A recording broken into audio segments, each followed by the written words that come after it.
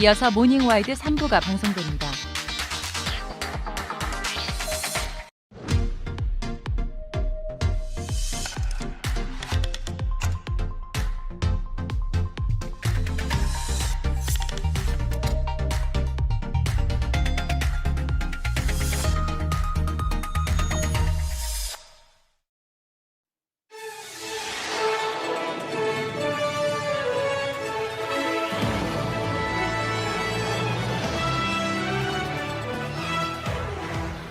겨울철 길거리 간식의 대표 주자인 어묵이 논란의 중심에 섰습니다.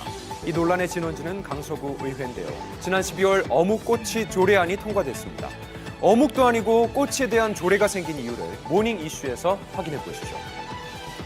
정수기에 생수를 붓자 곧바로 얼음 탑이 생기고 생수병 뚜껑을 열자마자 서서히 슬러시가 됩니다. 평범한 생수의 미스터리한 변신. 대체 그 이유는 뭘까요? 미스터리엠에서 취재했습니다. 잠시 후에 뵙겠습니다.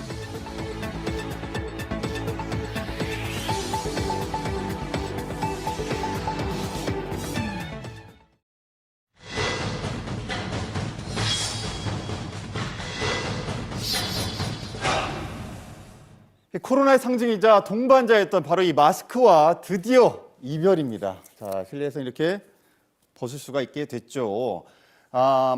실내 마스크 착용 의무가 해제됐기 때문인데요. 그런데 실내에서 다 벗을 수가 있는 게 아니라서 전 국민이 마스크 눈치 게임을 벌이는 모양새입니다. 본격적으로 시작된 노마스크 시대, 여러분의 일상은 어떤가요? 날에서 취재했습니다. 실내 마스크 해제 이틀차 일상은 어떻게 바뀌었을까요? 지금 보면 그래도 다들 쓰고 계시네요. 서울의 한 지하철 역사인데요. 실내 마스크 해제 이전과 크게 다른 점을 발견하지는 못했습니다. 그렇네요. 아직까지 많이 쓰고 계시죠? 지금 네. 안쪽으로 들어왔거든요. 내려가 볼게요. 승강장까지 가는 동안에도 마스크를 쓴 사람들이 더 많이 보였는데요. 지금 보면 대다수가 마스크를 쓰고 계시고 어쩌다가 한두 분 정도 마스크를 안 쓰고 계세요. 지하철을 기다리는 사람 중엔 극히 일부만 마스크를 벗은 모습입니다. 이번 조치를 꽤 반기고 있었는데요. 먹고 있을 때가 낫죠. 겨울이어가지고 물방울도 맺히고. 저는 근데 쓰는 게 불편해서 그냥 대충부터 할 때만 쓰고 네. 내일 때 받고. 여기 있네요. 보면 도시철도 등 대중교통수단 실내 마스크 착용 의무 조정 안내라고 되어 있습니다. 역 내에서는 자유, 지하철 안에서는 마스크를 꼭 써야 한다는 거 다들 알고 계시죠? 들어갈 때 써야 되는 거죠. 자, 마스크를 끼고 직접 한번 지하철을 타보겠습니다. 이렇게 좀 들어가야죠. 안쪽에서는 착용을 해야 됩니다. 대중교통수단 내에서 마스크 착용이 여전히 의무인데요.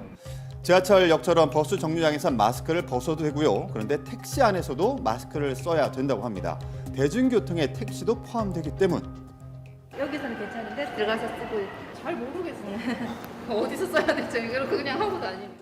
정리하자면 대중교통, 의료시설 등 일부 시설에선 실내 마스크 착용을 무조건 지켜야 하는 것입니다. 그렇다면 마트는 어떨까요? 서울 양천구의 한 마트를 들렀습니다. 이 시식코너가 금방 눈에 띄네요. 여기도 지금 우동 시식코너인가 보다. 아예 없었어요. 코로나 때문에. 먹어보고 사고 애들 같으면 잘 먹으면 또 사게 되잖아요. 많으면 좋겠어요. 코로나 시기 전으로 돌아간 듯하죠. 오랜만에 마트 시식코너도 활기를 되찾은 모습인데요. 여기 히터도 나와니까 좀 덥잖아요. 여기 가리고 있어서 좀 답답했었는데 숨쉬기도 더 수월하고. 이틀 전부터 모두가 일명 노마스크 시대를 즐기게 된 거죠. 자, 이번엔 마트 내 다른 곳을 마트 볼까요? 안쪽에 약국이 있거든요. 이 앞에서는 제가 또 마스크를 써야 됩니다. 사람들이 가장 혼란스러워한다는 마트 내 약국입니다. 마트에서는 마스크 착용이 자유인데요. 마트 약국 앞에서는 마스크를 쓴다는 것 과연 사실일까? 약국에 쓰라고 때문에요. 약국에서는. 약국에서는 그죠? 이 공공장소부에 있으니까 써야 된다고. 어디서부터 마스크를 써야 돼요, 선생님? 약국 안에서. 안에서만? 여기서는 그때는 괜찮은 거예요, 또? 거예요? 네. 의료시설은 약국 앞에서 마스크를 안 써도 된다. 마트가 가진 그냥 공용 공간 같은 거잖아요. 약국이라고 구획 지어져 있는 그 공간에 대해서만 그 그죠. 의무를 부여할 수가 있어서요. 네네. 그래서 사실상은 이제 약사분들이 적용 대상이 될 가능성이 대부분일 것 같아요. 약국 방문객들이 이용하는 면적은 대부분 마트 통로 구역이죠. 네. 따라서 이 네모박스 내에서만 마스크를 쓰면 됩니다. 하지만 일반 약국에서는 마스크를 무조건 써야 합니다. 바로 약국이 의료시설이기 때문인데요. 마스크를 포함해 헬스장, 학교, 학원에서는 마스크 착용이 자유로 규정됩니다. 이렇다 보니 헷갈리게 되는데요. 자, 그런데 딱 1월 30일부터 실내에서 마스크를 벗게 된 이유는 무엇 판단을 할 때문일까요? 때 지표로 삼았었던 환자 발생 양상하고 위중증이나 사망자 발생 양상, 중환자 병상에 관련된 의료 대응 역량 세 가지가 충족된 상황이었었거든요. 지금 정도의 상황에서는 마스크 의무 조정이 이루어지더라도 대응 가능한 수준이 될 것이다. 이런 판단이 있었던 거였습니다. 최근 신규 확진자 수가 19,000명대까지 줄어들었습니다. 이전과 비교해서 확연히 차이가 나죠. 학교의 경우 학교장 재량에 따라서 착용 여부를 정합니다. 이미 각 학급에서는 마스크를 벗은 채 수업하기도 하는데요. 초등학교 6학년생들의 졸업식이 진행되고 있거든요. 바로 양쪽입니다. 의무가 아니지만 졸업식에 참석한 사람들은 모두 마스크를 끼고 있었습니다. 졸업식에 참여 6학년의 학교 생활을 마무리하는 모습인데요. 마스크를 자유롭게 벗고 착용할 수 있게 되면서 여러모로 좋은 점이 생겼다고요? 표정이나 뭐 이런 걸 못 읽으니까 특히 저학년 같은 경우에는 이제 언어 발달이나 이런 것들이 늦어지는 것 같고 새 학기 되면은 진짜로 완전히 해제가 돼서 다 벗었으면 좋겠다는 생각하고 있어요. 네, 마스크 쓰고 있으면 친구들 얼굴을 몰라서 좀 어색한데 마스크 벗으면 이제 친구들하고 더 즐겁게 이야기를 하고 많이 놀고 친구들 얼굴을 못 보는 게 너무 아쉬웠어요. 시원하게 얼굴 벗고 지내고 싶습니다. 마스크를 드디어 벗을 수 있다는 기대감에 부푼 학생들, 하지만 걱정하는 학부모들도 만날 수 있었습니다. 코로나가 완전히 다 끝난 상태가 아니라서 지금 그냥 공공장소에서 쓰는 게 좋을 것 같아요. 마스크를 벗어도 되는데 여전히 쓰고 있는 상황, 전 국민 눈치 게임이 따로 없습니다. 몇몇 국가는 우리보다 먼저 마스크 의무화를 폐지했죠. 미국, 독일, 프랑스 등 상당수가 약 2년 전부터 마스크를 폐지하면서 시행착오를 겪어왔습니다. 저는 미국 조지아주에서 현재 거주하고 생활을 하고 있습니다. 제가 살고 있는 곳은 21년 8월부터 마스크를 쓰지 않았기 때문에 확진자 수도 예전에는 확진자가 얼마큼 늘어났더라 이런 말을 많이 했는데 뭐 요즘에는 거의 대부분 코로나에 대한 언급이나 이렇게 말이 많이 오가지 않는 것 같습니다. 그러나 세계보건기구는 코로나에 대한 국제적 공중보건 비상사태를 유지하기로 밝힌 바 있죠. 질병관리청 통계에 따르면 의료시설에서조차 아예 마스크를 쓰지 않는 국가들이 많았는데요. 과연 우리나라에서 마스크를 벗어도 안전한 걸까요? 지금은 의료 대응 체계도 충분하고 국민의 면역 수준도 높아져 있기 때문에 확진자의 숫자가 증가하는 건 우려는 조금 줄어들 수 있다고 생각합니다. 하지만 여전히 기저질환이 있으시거나 연세가 있으신 분들에게는 코로나19가 치명적인 감염병이거든요. 그런 분들을 대상으로 하는 보호 조치들은 계속해서 이어져야 된다고 생각합니다. 실내 마스크가 완전 해제될 때까지 혼란은 계속될 수밖에 없을 텐데요. 이를 줄일 대책도 꼼꼼히 마련해야겠습니다.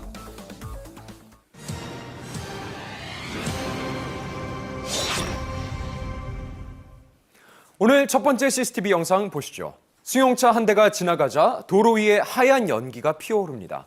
이건 대체 무슨 상황일까요? 월요일 오전의 약국은 보통 그렇듯 손님도 적고 평화롭습니다. 그런데 근무 중에 무슨 폭발음 같은 소리가 들려서 너무 놀라서 밖을 내다봤거든요. 그리고 이곳에서도 비명소리도 들리고 이래갖고 저희도 모르게 뛰쳐나가게 됐어요. 알 수 없는 굉음에 건물 밖으로 뛰쳐나간 사람들. 그들이 급하게 달려간 곳에는 앞범퍼가 완전히 찌그러진 택시 한 대가 있었죠. 무슨 일일까요? 약 20초 전 상황인데요. 골목에서 갑자기 승용차 한 대가 질주합니다. 이 승용차는 우측에서 오던 택시와 충돌하고 마는데요. 그 충격으로 인도 쪽으로 날아온 차량, 행인들까지 덮칠 뻔했던 위험천만한 순간이었죠.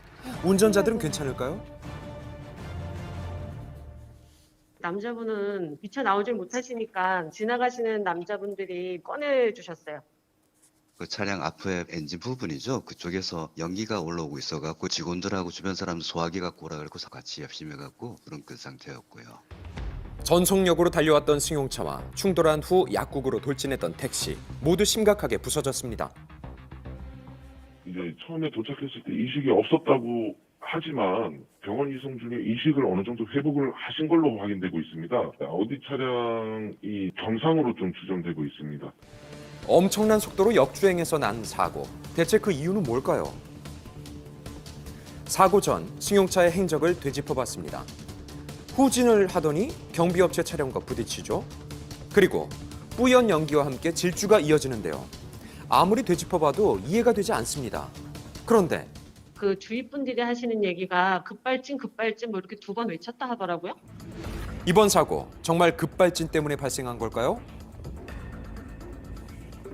신연기가 쭉 나면서 차가 진행하고 있잖아요. 급발진일 확률이 높습니다. 터보가 고장이 나게 되면 엔진 안쪽으로 연료하고 오일하고 같이 들어가서 RPM이 엄청 증가해요. 단 이제 그 전자제어 시스템의 문제냐, 터보가 나가서 오일이 흡기 쪽으로 들어와서 그랬느냐는 점검을 해봐야 합니다. 점검이 꼭 필요하겠죠. 현재 경찰 조사가 진행 중입니다. 조사 중이라서 지금 현재는 뭐 단정적으로 말씀드리기는 좀 어려운 상황이고요. 국가수요에다가 감정 의뢰를 할 예정입니다. 도심 한가운데서 발생한 의문의 돌진 사고. 하루빨리 그 원인이 밝혀지길 바랍니다. 네, 다음 CCTV는 축사를 비추고 있는데요. 염소들이 한 남성을 피해서 도망치느라 바쁩니다. 이 염소들을 혼비백산하게 만든 이 남성. 정체가 뭘까요? 볕 좋은 오후, 염소들이 사이좋게 뛰어놀고 있습니다. 문제의 그날 역시도 이렇게 평화로운 낮이었다고요. 그런데 저희 집에 염소가 15일 간격으로 3번 없어졌습니다. 2마리가 없어지고 카메라를 달았는데 깊은 밤, 고요한 농장의 정막을 깨뜨린 건 낯선 차량의 불빛이었죠. 염소들 역시 수상한 기색을 느낀 듯 혼비백산 도망가기 시작하는데요. 그리고 잠시 후 축사 안으로 의문의 남성이 들어옵니다. 손전등을 켜고 이리저리 둘러보더니 이내 염소들을 뒤쫓기 시작합니다. 염소를 잡기 위해 축사를 휘젓고 다니는데요. 그렇게 추격전이 계속되던 그때 염소 한 마리가 남성의 손에 붙잡히고 말죠. 서럽게 울면서 버티는 염소를 억지로 묶어서 납치하는 이 남성, 바로 염소 도둑이었습니다. 화는 많이 나죠. 지금도 가슴이 아픈데 애지정지 키우다가 이 도둑을 맞으면 그게 보통 마음이 괴로운 게 아닙니다. 그게. 게다가 없어진 염소 3마리는 그냥 염소가 아니었다고요. 줘. 새끼 뺀 그 암놈만 가져가서 암놈만. 임신한 염소만 사라진 거죠. 아니 어떻게 이렇게 어두운 축사에서 임신한 암컷만 쏙쏙 데려갈 수 있는 걸까요? 임신을 하게 되면 배가 자꾸 커지고 젖이 부풀어진다는 거. 그 차이가 있습니다. 기르던 사람이나 봐야 알지 비슷비슷합니다. 당시 80만 원으로 호가했던 임신한 암컷만 골라 데려간 것도 모자라서 이상한 점은 또 있었습니다. 바로 도망가는 염소를 너무나도 쉽게 잡았다는 거죠. 잡지를 못해요. 여기 잘 뛰어다니기 때문에. 아주 노련한 솜씨고 숙달된 솜씨였다. 그렇게 판단했습니다. 염소는 워낙 겁이 많기 때문에 주인이 다가가도 재빠르게 도망가기 일쑤죠. 일반인은 잡기가 쉽지 않은데요. 대체 이 염소 도둑의 정체가 뭐길래 이렇게나 능숙하게 염소를 훔쳐갔던 걸까? 발골이라든가 밧줄 이용해서 끌고 가는데 일반인이 할 수 있는 그런 건 아니거든요. CCTV를 면밀히 분석해서 미처 파악하지 못한 인상착의라든지 걸음걸이 유사한 점을 저희가 파악해서 용의자 특정하게 되었습니다. 신고 접수 후 나흘 뒤 한 농장에서 염소 2마리를 발견할 수 있었습니다. 바로 동종업계 사람의 소행이었다고요. 훔쳐간 3마리 염소 중에서 2마리는 자신이 지금 가지고 있고 1마리는 제3자에게 판매했다고 해서 저희가 빨리 피해자에게 돌려주었습니다. 다행히 3마리 모두 건강히 보금자리로 돌아올 수 있었습니다. 가장 늦게 가져간 것이 금년 설날에 새끼를 낳았습니다. 알아서 내한테 돌아왔으니까 다행이죠. 그렇게 생각을 합니다. 보통은 절도죄로 처벌받을 사건이지만 농장주는 선처를 원하고 있는 상황. 주인의 따뜻한 보살핌 속에서 염소들이 오래오래 행복하길 바랍니다. 경주의 한 시내버스입니다. 분위기가 꽤 어수선한데요. 대체 창밖에서 무슨 일이 생긴 거죠? 아, 화재 현장이었군요. 연기가 피어오르는 모습이 심상치 않아 보이네요. 연기가 올라오니까 화재다 생각하고 바로 가가지고 진압을 해야 되겠다는 그 생각이 있었지. 곧바로 갓길에 차를 세운 후 소화기를 들고 내리는 버스 기사. 불길로 달려가 진화를 시도합니다. 상가 뒤에 보면 갈대기 같은 그런 풀이 쭉 있었어요. 거기서 불이 붙었는데 풀밭의 불길이 매서운 바람 때문에 상가로 옮겨 붙기 직전이었습니다. 상가 쪽에 최대한 불이 안 올 수 있도록 그렇게 했죠. 매캐한 연기 속에서 화마와 맞서 싸우던 그때 왜 돌아오는 거죠? 하니까 멀리서 이제 사련 소리 들리더라고. 그래 됐구나 싶어가지고 저는 이제 자리를 떴죠. 기사가 떠난 자리에는 불길이 조금 사그라든 모습인데요. 진압하는 데는 10분 만에 불을 다 껐습니다. 기사분이 소화기로 진압을 해 주셨는데 뒤에 상가 건물로도 불이 가는 걸 조금 방지를 해 주셨습니다. 기사의 용기 있는 행동 덕분에 소방대원도 더욱 빨리 불을 끌 수 있었다고요. 마땅히 해야 될 일을 했을 뿐인데 칭찬을 해주시니까 고맙고 송구할 따름이죠. 당신의 용기 있는 행동에 깊은 감사의 박수를 보냅니다.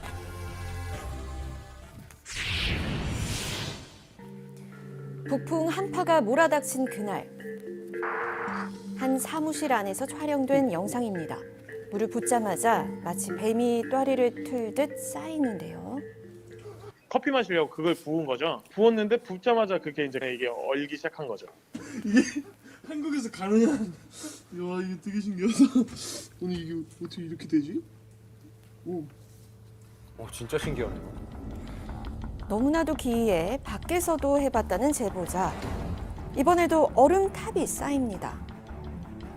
정수기에 부었는데 얼어가지고 이거 밖에도 한번 얼까 해가지고 신기해서 그냥 해봤는데 유지되는 상황에서 그게 또 똑같이 되더라고요. 순식간에 탑처럼 얼어붙어 버린 물. 이게 어떻게 된 일일까?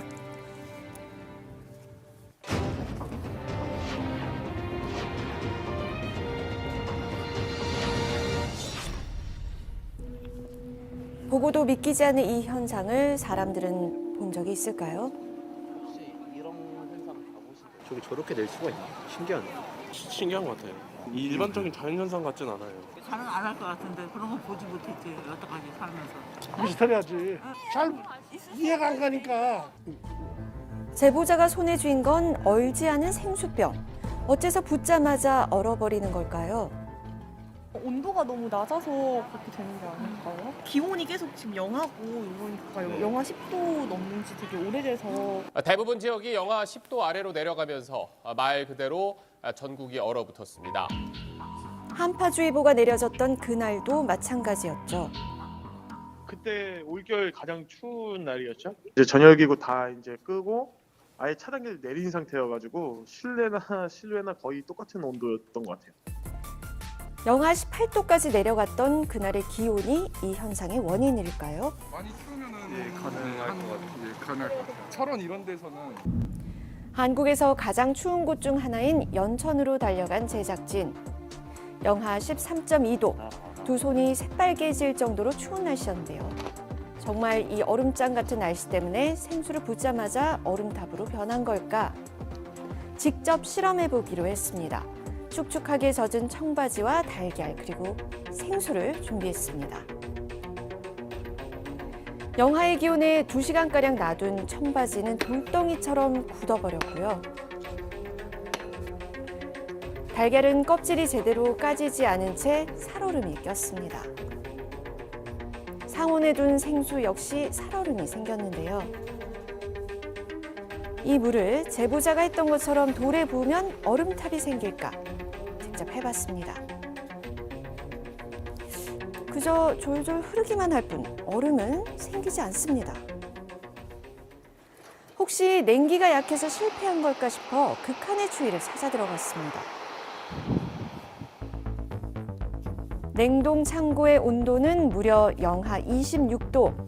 제보 속 그날보다 훨씬 낮은데요.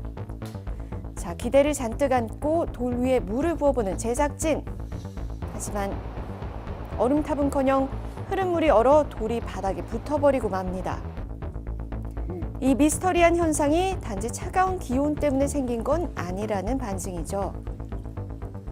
물 저 병 안에 물질을 넣어가지고 그거를 이렇게 그렇게 된 거 아니겠어? 생수가 아니고 물 자체가 물 섞었다 이거지. 약간 그 충격 가했을 때 갑자기 온도가 확 낮아지는 그런 화학물질이 담겨 있지 않나. 드라이 아이스 같은 거? 맨손으로 만지면 동상에 걸릴 정도의 냉기를 가진 드라이 아이스가 해답일까? 생수 내부에 찬 성질을 띤 물질을 넣었고 그것이 이 기묘한 현상을 만들어냈을 것이란 추측. 그에 따라 생수병 안에 드라이 아이스를 넣고 부어보지만 이번에도 실패입니다. 기온도 아니고 생수 속 화학물질도 아니라면 대체 그 이유는 뭘까? 전문가에게 자문을 구해봤습니다. 물은 원래 0도씨에서 얼게 되는데요. 언다는 것은 액체에서 고체로 변하게 되는 것입니다. 흔들리지 않고 안정된 상태에 존재하게 되면은 0도씨 이하임에도 불구하고 액체 상태로 존재하게 되는데요. 이때를 바로 관행각 상태라고 얘기할 수 있습니다. 관행각을 아시나요? 관행각 현상이란 액체가 어느 점 이하로 내려가도 얼지 않고 액체 그대로의 상태를 유지하는 것을 말하는데요. 이렇게 관행각 상태에 된 물 같은 경우에는 뭐 외부에서 충격을 준다든지 아니면 뭔가 개봉해가지고 위에서 떨어뜨린다든지 관행각된 상태가 불안정한 상태거든요. 근데 불안 상태가 오히려 안정된 상태로 바뀔 수 있는 계기를 주는 거게 되기 때문에 결과적으로 가장 안정한 상태, 고체 상태로 바뀌면서 저런 얼음들이 형성되는 것입니다. 관행각 상태일 때 불안정하게 떨어져 있던 물 분자들이 충격을 받게 되면 서로 달라붙게 된다는 건데요. 이럴 때 물은 얼음이 돼버리는 거죠. 이런 현상은 우리 일상에서도 종종 목격되곤 하는데요. 오, 봐봐. 오. 차 안에서 그 물병들을 보고 있으니까 쟤는 얼었는데 쟤는 안 온 거예요. 딱 치니까 뭐 샤베트처럼 얼어가는 모습이 보이니까 신기해가지고 그랬던 거죠. 생수병을 따자마자 위에서부터 얼음이 생깁니다. 왜 되는 거야? 왜 안 됐다가 이거 따니까 되는 거야? 충격이 가해진 거지. 관행각 상태의 물은 이렇게 충격을 주면 순간적으로 얼어버린다는 사실은 확인했습니다. 이제 제보자의 영상 속 수상한 얼음탑의 실체를 확인할 차례인데요. 비슷한 상황을 만들고 실험을 해봤지만 별 반응이 없습니다. 높이를 달리해도 결과는 마찬가지. 상당히 쉽지 않습니다. 모든 조건이 딱 맞아 떨어져야지만 되는 것입니다. 정말 모든 조건이 정확하게 맞아야 됩니다. 그러니까 물도 관행각 상태에 딱 머물러 있어야 되고요. 이미 이제 물에 충격을 가해서 얼음이 되어버리고 나면은 관행각 상태의 물이 아닌 거죠. 생수병 안에서 관행각 현상이 일어난 물은 부어봤자 얼음탑으로 변하지 않았습니다. 실패를 거듭해가던 그때 얼지 않은 관행각 상태의 물을 조심스레 얼음 위에 붓자 보이시나요? 얼음탑이 그 형태를 드러내는데요. 제보 속 영상과 흡사합니다. 그렇네요. 영하의 기온에서 얼기 직전까지 큰 자극을 받지 않고 보관된 물은 액체의 모습을 띠고 있다가 찬 물체와 만나 순식간에 얼어버리는 건데요. 제보 영상은 관행각 상태가 된 생수와 주변 환경이 딱 맞아떨어져서 만들어낸 마법 같은 순간이었던 겁니다. 관행각 현상이 일어난 물에 차가운 물체를 넣으면 또 다른 마법을 만날 수 있는데요. 얼린 포도를 관행각 상태의 물에 담그자 바로 얼음꽃이 피어납니다. 이런 관행각 현상을 직접 보고 즐길 수 있도록 개발된 제품도 있는데요. 바로 음식점에서 볼 수 있는 주류 냉장고. 이곳에 넣어둔 술은 충격을 주면 바로 셔벗처럼 변하는데요. 살얼음 있네. 살얼음. 잔에 붓자마자 이렇게 얼어버립니다. 우리나라 사람들이 아주 찬 술을 좋아하잖아. 맥주도 아주 시원한 거 좋아하고 슬러시가 된 술을 많이 찾습니다. 순식간에 얼음처럼 변하는 액체의 비밀을 이제는 알 것 같은데요. 리처드 도킨스의 말처럼 과학이야말로 가장 경이로운 마법이 아닐까요? 지금까지 미스터리 N이었습니다.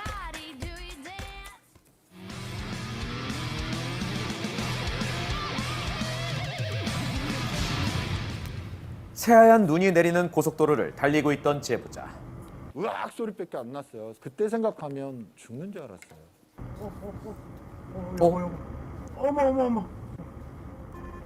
예상치 못한 사고를 목격해 당황한 제보자는 전도된 자동차 운반 차량과의 충돌을 피하려 애썼지만 결국 부딪히고 맙니다. 제보자의 벌크 트레일러는 폐차됐고 팔이 부러진 제보자는 수술을 받았죠. 카키어라가 이제 추월할 때 저 눈이 많이 오는데 저 속도는 조금 지나치다, 빨리 달린다라는 느낌이 났었어요. 터널에서 빠른 속도로 제보자를 추월했던 자동차 운반 차량엔 무려 9대의 신차가 실려 있었습니다. 그리고 터널을 빠져나간 뒤에도 속도를 줄이지 못했던 상대 차량. 눈길에 미끄러지며 급하게 브레이크를 밟아보지만 결국 전도되고 맙니다.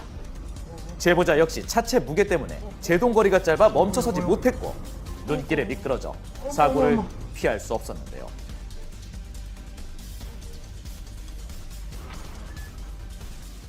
지금 사고 난 거 생각하면 무조건 서행이에요. 눈길에는 최대한 안전운전 생각밖에 안 들더라고요. 눈길 운전, 과속은 금물입니다. 폭설 속 사고는 또 있었는데요. 이 차엔 무슨 일이 있었던 거죠?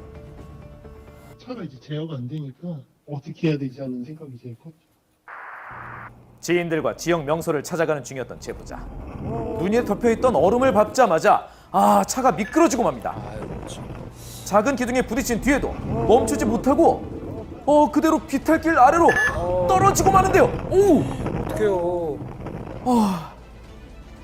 다행히 4명의 동승자는 큰 부상을 입지는 않았다고요.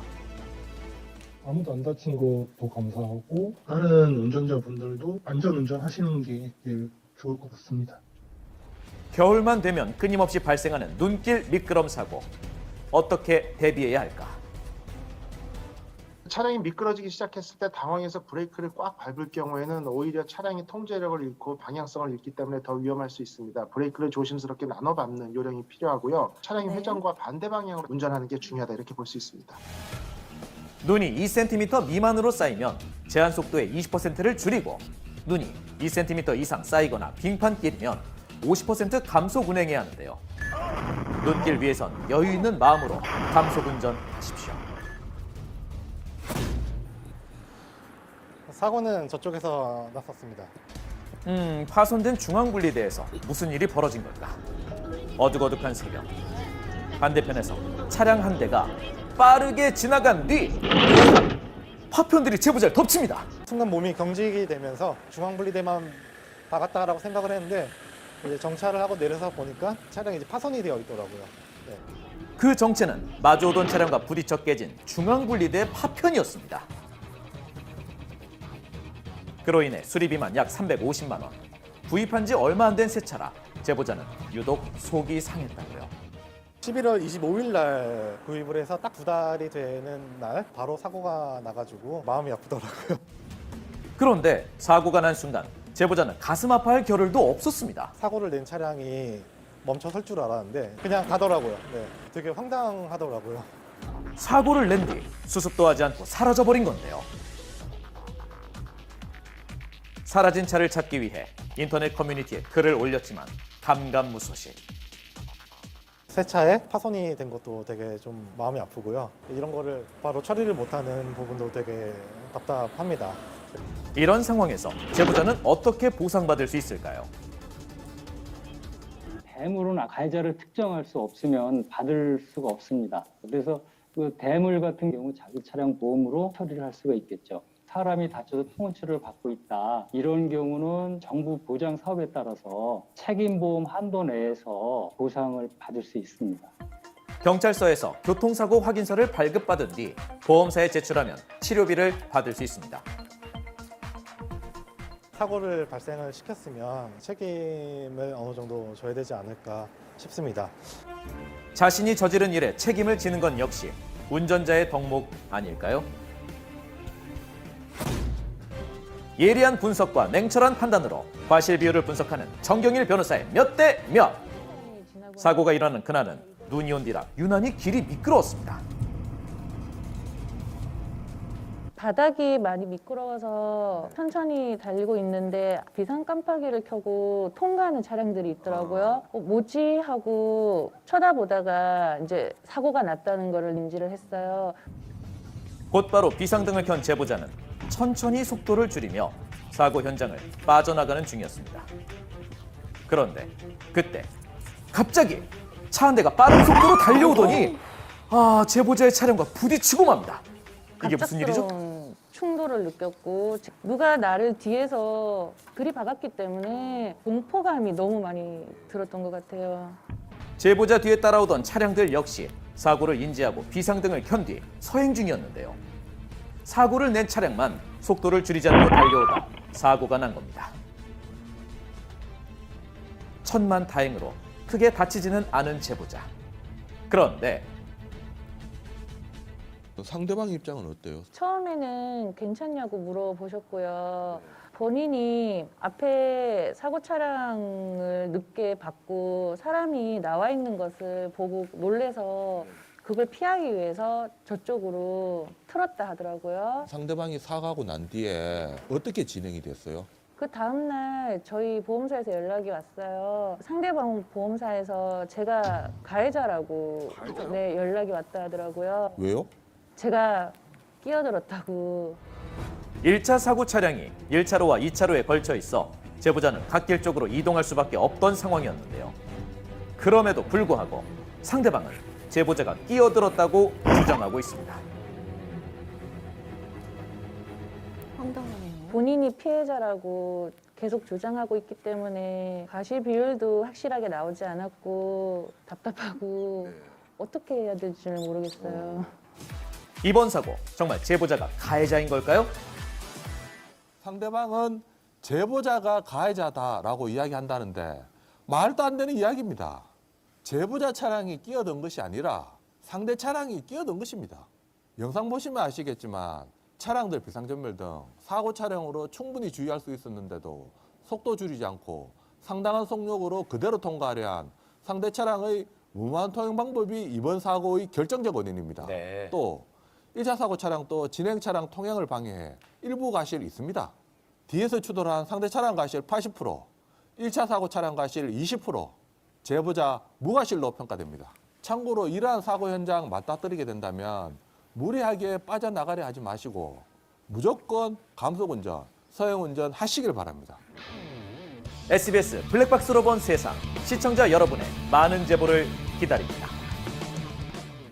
네, 한 조사를 보니까요. 겨울철 특히 눈이 오는 날에는 교통사고 발생 건수가 맑은 날에 비해서 18% 정도 느는 걸로 나타났습니다. 특히 출근 시간대인 7시에서 10시 사이에 이 미끄럼 사고가 집중적으로 발생하는데요. 네. 오늘은 또 안개 낀 곳도 많고 도로 곳곳 습도가 높으니까요. 운전 특별히 조심하시기 바랍니다. 알려지지 않은 작은 포구에 특별한 제철 음식을 찾아가는 먹자 포구. 지금 그곳으로 출발하죠. 신선한 해산물이 가득한 어시장을 찾았습니다. 제철 맞은 해산물이 여기저기 눈에 띄는데요. 이야, 이거 얼마나 싱싱한지 펄떡이는 힘이 대단하죠. 기운이 넘치다 못해서 그만 밖으로 나가버리는데요. 요즘 맛있는 게 뭐예요? 밀치, 감성도. 한창 살이 올라서 요즘 횟감으로 좋다는 숭어와 감성돔. 그리고 이 추운 겨울에만 맛볼 수 있다는 이게 한창 제철이라고요? 보세요. 넓적한 꼬리에 흐물거리는 저 모습. 어디서 많이 본 생선인데요? 이름이 뭐죠? 네, 물메기, 물메기. 그 겨울철이면 날씨가 추워져야 나는 생선. 오늘의 주인공, 못생겼지만 속풀이의 금환인 물맥입니다. 정식 명칭은 꼼치인데요. 지역에 따라서 이름도 다양하죠. 동해 지역에서는 물곰이라고도 불리는데요. 강원도 동해에서 잡힌 건 크기도 더 크고 못생겼는데요. 이 남해안에서 잡힌 물메기는 꽤 귀엽죠? 상대적으로 비린내도 안 나고, 비린내도 안 나고 국물이 시원해. 그러니까 속을 술로 먹으면 빛날 속을 싹 풀어줍니다. 주로 동해에서는 이렇게 김치를 숭덩숭덩 썰어 넣은 빨간 탕으로 끓여 먹고요. 남해에서는 다른 양념 없이 맑은 탕으로 끓여서 시원하고도 깊은 맛으로 먹는다고 하네요. 조리 방법은 이렇게 지역별로 차이가 나도 속풀이탕으로 사랑받는 건 어느 지역에서나 마찬가지. 요즘처럼 갑작스러운 한파에 뜨끈한 물메기탕 한 그릇 정말 최고겠죠? 표정 보세요. 정말 시원하다. 잡는 거 보려면 어디 가죠? 섬이면 섬.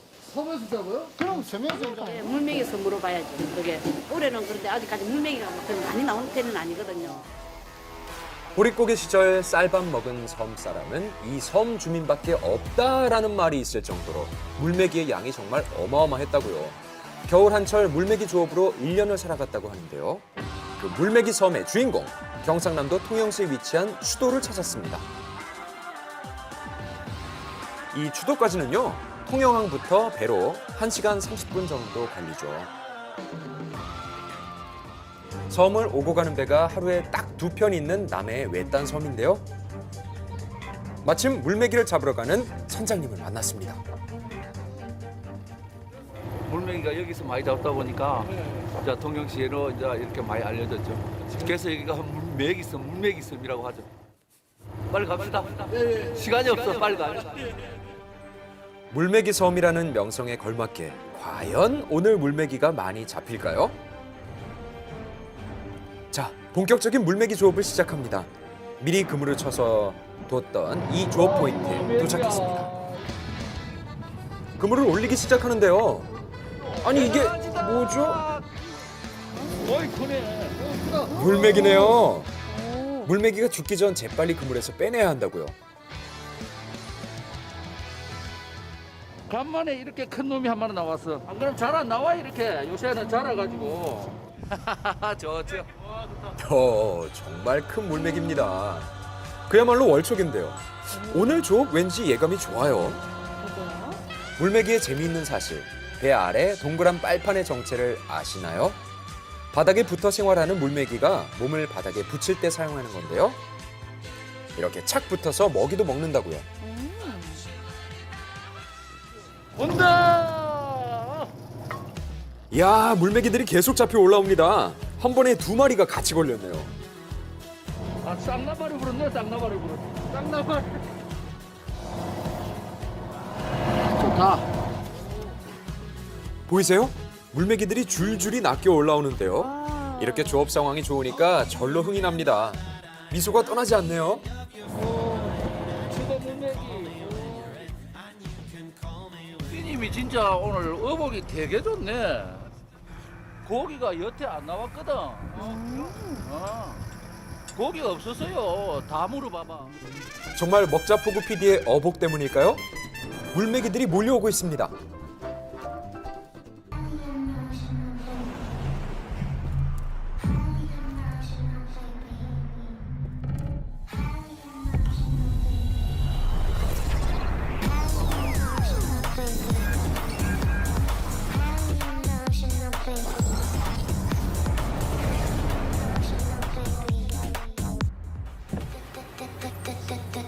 새로운 차원의 플레이. 룰 브레이커. 코너. 봤다가 안 줄 줄 알았더만 오늘 피디님 온다고 주네? 주면 뭐 내야 뭐 감사하게 받지. 계속해서 이어지는 물메기 조업 현장. 선장님의 간절한 마음이 전해진 건지 오늘 수확이 좋네요. 큼지막한 물메기들이 끊임없이 올라오는데요. 물메기 섬이라는 명성이 실감나는 순간이죠. 그물 마디마디마다 큼지막한 물메기가 정말 가득 찼는데요. 그야말로 물메기 밭입니다. 한 마리 한 마리가 소중하다고요. 진짜 못생겼다. 못생겼다 소리 하지 마. 우리한테는 그래도 호자니까. 실로 물메기는 오랜 세월 추도 사람들을 먹여 살린 고마운 존재였습니다. 물반 물메기 반이었던 섬이었지만 지금은 그 수가 현저히 줄었다고요. 한 끄트기 땡겨봐야 뭐 한 10마리. 뭐 그립도 안 잡혔어. 오늘 괜찮네. 상당히 괜찮은 거지. 정말 매일 오는 말 같았으면 좋겠네요. 올겨울 들어서 물메기가 가장 많이 잡힌 날인데요. 이게 다 먹자포구 PD의 어복 덕분이라는 선장님. 어복이 있으시죠? 내랑 같이 배 타야 되겠다. 제가요? 가만 앉아서 감독이나 하면 되겠다. 이 정도면 올라오면 일은 내가 할게. 선장님 연락 기다릴게요. 자, 그래서 오늘 대박난 물메기 조업 현장 결과는 어떻습니까? 무려 80마리입니다. 그러느니 하고 바다가 주는 만큼 주면 잡고 바다가 안 주면 어떻게 잡아? 2년 전에 고향으로 귀화했던 선장님은 어머니와 함께 생활 중인데요.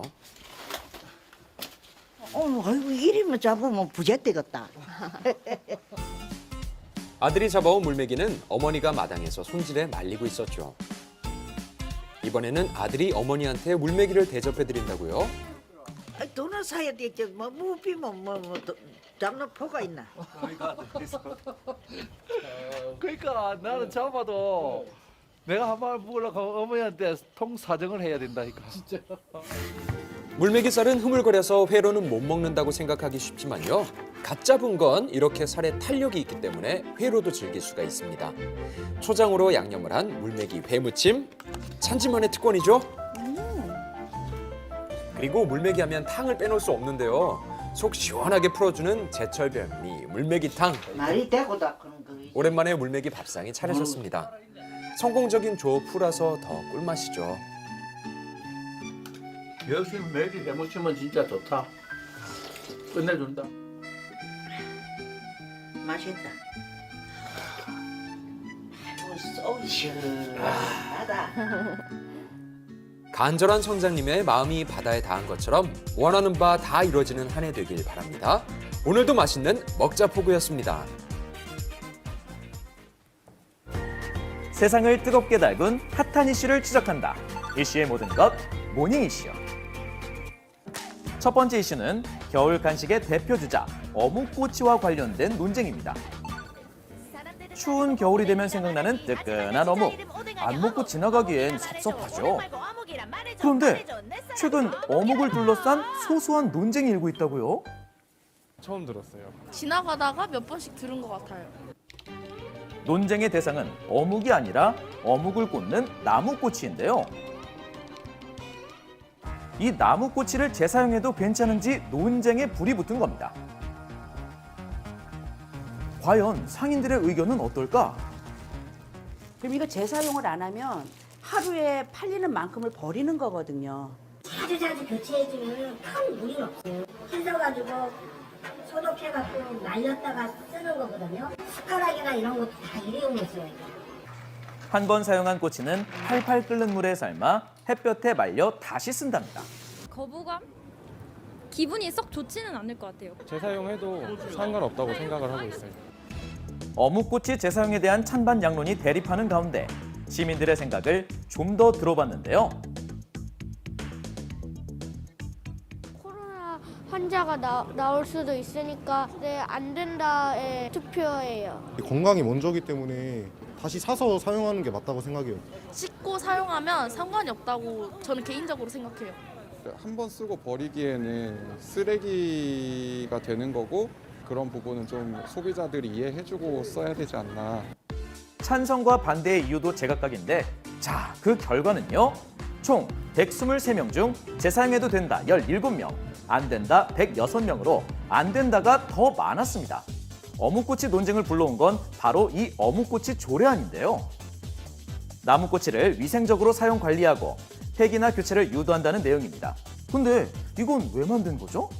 지역의 주민분이 어묵꼬치 너무 더럽다라는 민원을 저한테 주신 적이 있으세요. 그래서 이거는 관리가 어떻게 되어지고 있는지에 대해서 찾아봤더니 정확한 규정이 없었어요. 좀 시민 인식 개선이 필요하겠다라는 생각이 들어서 발의하게 되었습니다. 과연 꼬치의 미래는 어떻게 될까요? 코로나19로 인해 가지고 위생과 청결, 감염에 대한 걱정이 많기 때문에 소비자들의 걱정도 있고 또 자영업자들의 입장도 있기 때문에 규제하는 것보다는 적극적으로 좀 지원을 하시는 것도 좋지 않을까 이렇게 생각합니다. 어묵꼬치 재사용 논쟁. 이번 겨울이 지나도 끝날 것 같진 않습니다. 자, 다음 이슈입니다. 최근 중고거래 앱에 이것이 본격적으로 등판해 화제입니다. 중고 물건을 직거래로 사고 파는 앱인데요. 기상천외한 물건들이 올라와 우리를 놀라게도 하고 슬프게도 했죠. 그런데 이번에는 상당한 고가의 물건이 등장했습니다. 서울 전역에서 파는 이것의 수는 10,000개가 넘는데요.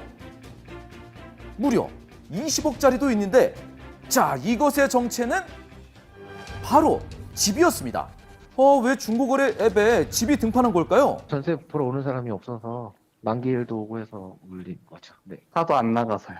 아무래도 이제 인근 지역 사람들이 보는 거니까 근처에서 이동할 사람들은 볼 수 있으니까 해서 올려본 거죠. 이거. 부동산 시장은 꽁꽁 얼어붙은 상황. 우리도 너무너무 일이 없어요. 지금 탕배고 넘어가는 거예요. 지난 한 해 주택 매매 거래량은 2021년의 반토막 수준이라는데요. 되게 좋은 분을 구했어요. 그래서 이번에도 해보는 거네요. 사실 세입자를 구한다는 건 좋은 사람이 들어오면 좋은 거잖아요. 오히려 더 좋아요. 세입자를 제가 눈으로 확인할 수 있으니까요. 부동산에서 서류 작업만 해서 별도로 도움을 받을 수 있다고 해서 법적인 계약 부분은 이제 통해서 하려고 하는 거죠. 점점 늘어나는 부동산 직거래 수요. 주의해야 할 점도 있다고요. 입금은 소유주 통장명의로 PD 입금을 하고 당상 서류는 건축물 대장, 토지 대장, 등기 등본 3가지를 꼭 확인하셔야 되고 이런 과정들을 꼭 거치셔야 됩니다. 혹시 법률적인 걸 잘 모를 땐 공인된 사무소를 활용하는 것도 방법이겠죠? 다음 이슈입니다. 서해가 북극이 됐다는 소식, 사실일까? 최근 화제가 된 사진입니다. 그런데 여기가 북극도 러시아도 아닌 강화도라는 얘기. 사실 확인차 달려가 보니 이미 많은 사람들이 몰려 있습니다. 신기해요. 북극 같아요. 완전 겨울왕국 온 것 같아요. 너무 다 이렇게 주변이 다 하얘서 눈으로 다 뒤덮인 그런 느낌이에요. 이곳은 강화도의 동막해변. 바다 위에 유빙이 둥둥 떠 있는데요. 그 위를 걷는 사람들의 모습이 굉장히 낯설죠.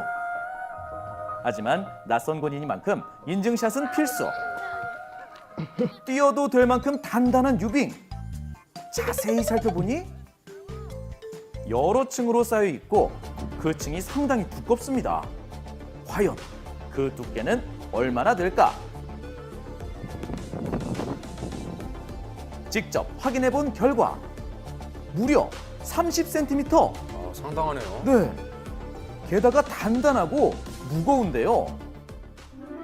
물이 들어오면 이렇게 수면 위로 둥둥 떠오르는 유빙. 어디서 흘러온 것 같진 않은데 바닷물이 이렇게 오는 게 가능한 걸까요? 45년 동안 안 오는 애가 없어요. 한 3일만 추면 이렇게 얼음이 많이 나요. 멀리 갈 필요 없어요. 여기 와서 남극 갈 필요가 없고 북극 갈 필요가 없어요. 여기 와서 저거 보시면 돼. 추운 날 보시면 돼. 유독 추운 날이면 만사 제쳐두고 오는 이들이 많은데요. 바로 이 신비로운 광경을 직접 볼 수 있기 때문입니다. 그런데 이 유빙은 왜 생기는 걸까요? 너무 추워서요. 추울 땐 뭔가 영하로 떨어지면 많이 떨어지면 얼어요. 같은 날 동해는 얼지 않았는데요. 두 바다에 무슨 차이가 있는 거죠? 희한하네요. 갯벌이나 해변 같은데 모래사장 같은 경우에는 겨울철에 온도가 굉장히 바닷물보다 훨씬 더 낮거든요. 그래서 그 위에 쌓인 눈은 쉽게 녹지를 않고 보존이 되겠죠. 차가운 갯벌 위에 남은 바닷물과 그 위에 내린 눈이 강력한 한파로 인해 저렇게 얼음 덩어리로 변한 겁니다. 해가 뉘엿뉘엿 떨어질 때면 더더욱 그 빛을 발하는 유빙. 와, 감탄사가 절로 나오는 풍경인데요. 바다가 이렇게까지 얼 수 있을 거라는 걸 사실 태어나서 처음 알았거든요. 다른 해가 되지 않을까 싶습니다. 강화도 처음 와봤는데 처음이 아니라 다음엔 2-3번 더 한번 와보고 싶습니다. 새하얀 겨울바다처럼 새해에는 아름다운 일이 가득하길 바랍니다. 2월의 섬날인 오늘 전국이 포근합니다. 서울의 아침은 영하로 시작하지만 종일 예년 기온을 웃돌면서 큰 추위는 없겠습니다. 대신 추위가 물러간 자리에 미세먼지가 기승입니다. 특히 외출 후에는 반드시 손발, 눈, 코, 흐르는 물에 잘 씻어서 건강에 유의하시기 바랍니다. 즐거운 하루 보내시고요. 저희는 내일 아침에 다시 인사드릴게요. 고맙습니다. 고맙습니다.